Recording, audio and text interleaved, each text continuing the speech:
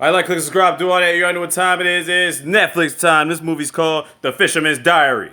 Inspired by the Nobel Peace Prize winner Malala Yousafzai, a young girl defies the expectations of her father and village to pursue an education. If I messed up the last name, I apologize forefront.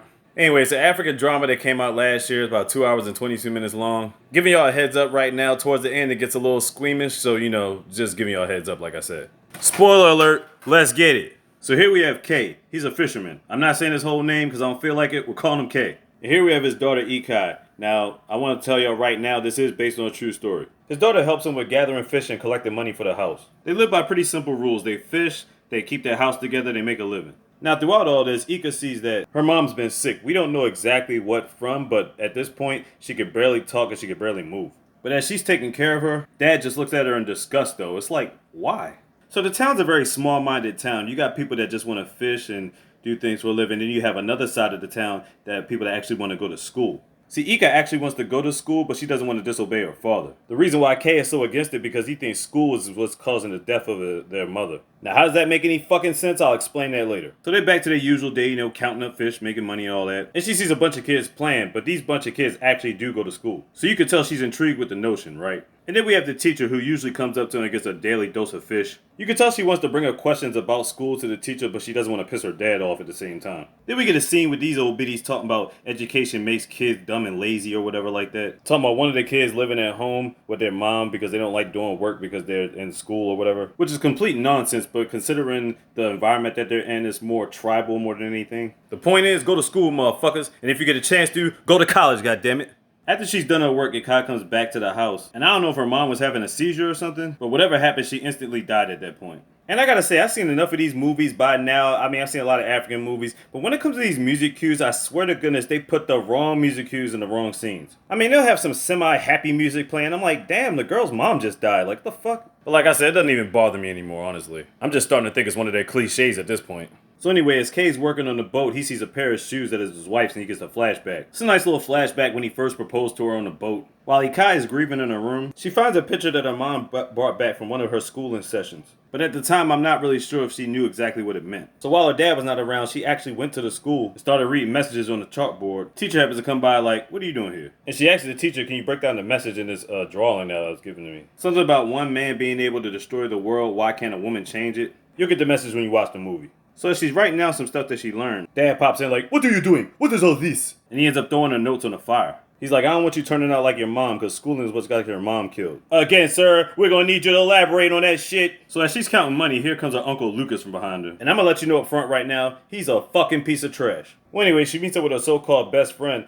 This girl is being forced to go to school, and she actually wants to be a fisherman or whatever like that. And the background story with her is, her mom actually died in a fishing accident, and the dad was like, he wanted to pay debts and stuff like that for her to actually go to school. So they pretty much got the reverse situation, whereas in Ikai actually wants to go to school, but she's being forced to be a fisherman. So next day she's giving people her fish and she's getting a little frustrated. You can tell she's tired of doing all this fishing shit. Dad just plays it off to the customers like she probably just messed up the count. She probably had a long day or whatever like that. I'm like, yeah, alright. Well, let's get back to this fucker named Lucas here. So Lucas owes these guys $70,000. He's only got like $4,000, so basically he still owes them $66,000. Talking about he ain't got the money, he gonna pay him back. He's like, man, you've been owing us for like a month. Look at their faces. Do they look like they feel like being understanding at this point? No, they don't. They're like, man, you better give us some money. You about to see what these knives about, nigga. They ready to carve his candy ass up. But then he gives him some firewood as like semi-payment. They ain't going for the bullshit, but it does buy Lucas some time. Meanwhile, Kay's trying to figure out what's wrong with his daughter. And after sitting there for a long time, she just busts out with it like, man, I want to go to school. He's like, look, enough of the school talk. I don't want you ending up like your mother. Then we get a flashback to when she had did some schooling already. The only explanation we really get is that she was messing with some white dude and that she's getting further away from Kay. Doesn't really explain how she got sick, but I guess we gotta use our imaginations for right now. Bottom line, whatever happened, he thinks schooling is the cause of all of it. But regardless, when classes are in session, Ika was looking through the peephole. She did this for weeks on end, trying to learn everything that she could. And I would guess there'd be times even when she would wake up at night, sneak out the house, go to the school, and read the notes on the chalkboard. So the next day as she's teaching, she happens to see Ika walking by the class and then she runs off. Then one day after she completed her work, she actually knocked on the teacher's door. She wanted to ask her for home training to make sure not to tell her dad about this. So you're thinking to yourself, the teacher's going to pick up the signs, right? Of course she doesn't, because the first thing she does goes to talk to Kay. Meanwhile, while Lucas is in there at the same time. Obviously, Kay is pissed off at this point. So what does he do? Give his daughter a beating. So if you're feeling like this is harsh punishment just because she wants to go to school, you're absolutely right. But for coming from his way of life, they're very short-minded, and like I said, he feels like schooling is what got his wife killed. And then he made sure to put herbs on her back to heal the wounds and stuff like that. Come on now, you never had your grandma beat you for doing something stupid and then dab alcohol on you and be like, you shouldn't have been messing with that in the first place, babe. Well, this situation was different because, she's actually trying to learn something. So Kay tells Lucas that he beat his daughter. He's trying to feel like he did the right thing. And of course, Lucas is going to co-sign with this shit because he's a fucking clown. Alright, now the teacher gets a visit from the principal. This guy. He's trying to keep the situation good because it's basically a tribal thing, you know what I'm saying? You had the people that are fishing or whatever like that, but they let them be able to do schooling within the same area. He's like, are you letting this girl do schooling that's not paid for schooling? But instead of her saying she was sneaking in lessons, she was just going like, yes, sir, no, sir. Then he goes on to say, I didn't bring you in for your educational credentials. I brought you in for your firmness to keep a strict policy to, maintain order. So in hindsight, he doesn't even respect you as a teacher. I'm like, God damn. So if you couldn't tell by now, it's a bit of male dominance a little bit when it comes to the workplace. Back at home, Ika made sure everything was good for her dad. She fixed up the water, the nets, the laundry, got the fish done, everything good. But she did all that to keep him calm so she can go back and visit the teacher. Here comes this mofo with some wood and goes to approach that nigga he owes money to. I'm thinking to myself, in a village like this, you don't go nowhere. Like, why is it you owe so much money?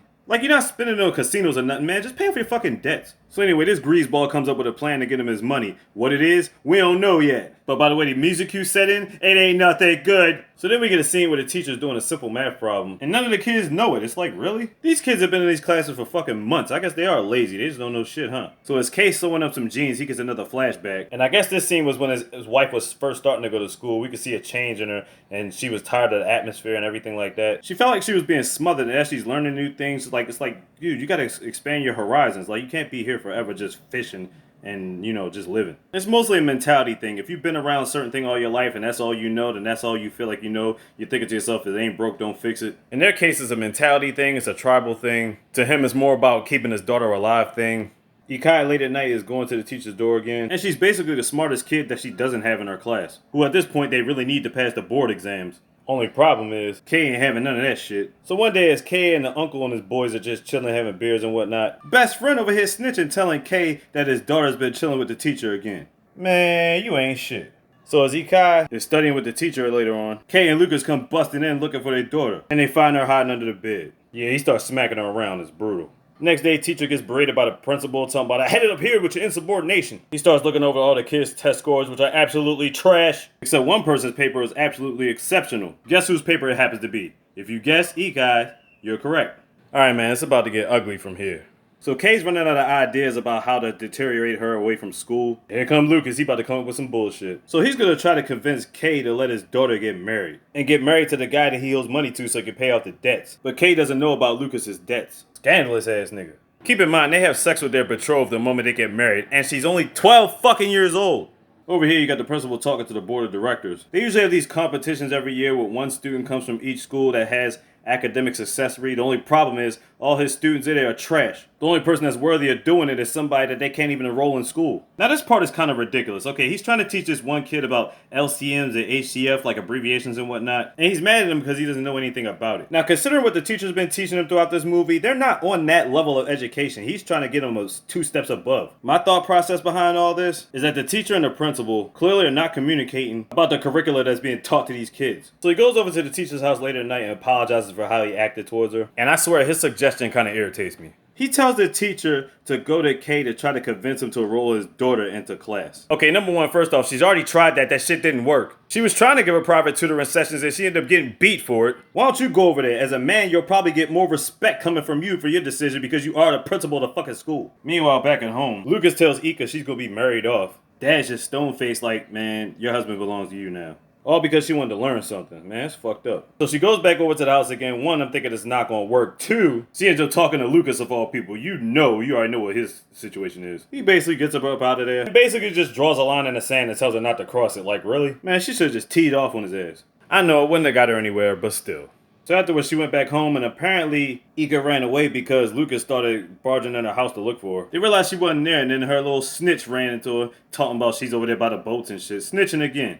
Once again, you ain't shit. You need to get teed off on. Ika's by the boats. He gets this dude to hide her. But then his bitch ass gets scared and runs off. And of course, they found her in the boat. She got carried back to the ceremony and got married to this goofball. And then they consummated the marriage. Yeah, I thought somebody was gonna be able to save her, but I was thinking to myself, who? And like I said, it was a fucked up situation. I guess after a week when she was able to walk, she goes to her dad and she's like, dude, why would you send him off to me? And he tells her to go back to her husband so he can take care of you. I'm like, damn. So she goes to the woods. As she drops the picture she had, you think to yourself, she pretty much lost all hope. And I'm like, oh, damn, you don't need to take it this far. Oh, shit, she's really about to kill herself, man. Then we got this scumbag coming out the house. And he comes over here looking for his bride. Apparently, she's been missing for a couple days now. So he confronts Uncle like, yo, what the fuck is the deal? Then he tells Kay the whole story about how much money Lucas owes to him and all this shit. He's like, let me get this straight. You married off my daughter just to pay off your debts? He's like, man, I'm gonna kill this motherfucker myself. But my thing is, you should have knew he was up to no good. Because early in the movie, Lucas came to Kay about owing $66,000. So he knew exactly who he owed. So it was like, the fuck, he should have felt something right from the jump. Well, anyway, we got this snitch running around yelling, talking about, we found EK, we found EK. And I'm thinking to myself, the last time we seen her was like, man, this shit ain't good. But come to find out, she's actually on TV, battling this kid in a knowledge contest. Now, my question is, did she decide not to hang herself? Did the teacher get to her in time? What happened in the forest? And if the teacher did get to her, how the hell did she know she was there? But nevertheless, through hardships and pain, she made it up out of her village and now she's getting an education. And years later, she ended up graduating from a school called Bodie Tech. She gives a wonderful speech, but she also talks about how her teacher had passed away at this point. And she also went back to her village to get other kids a chance to get schooling too.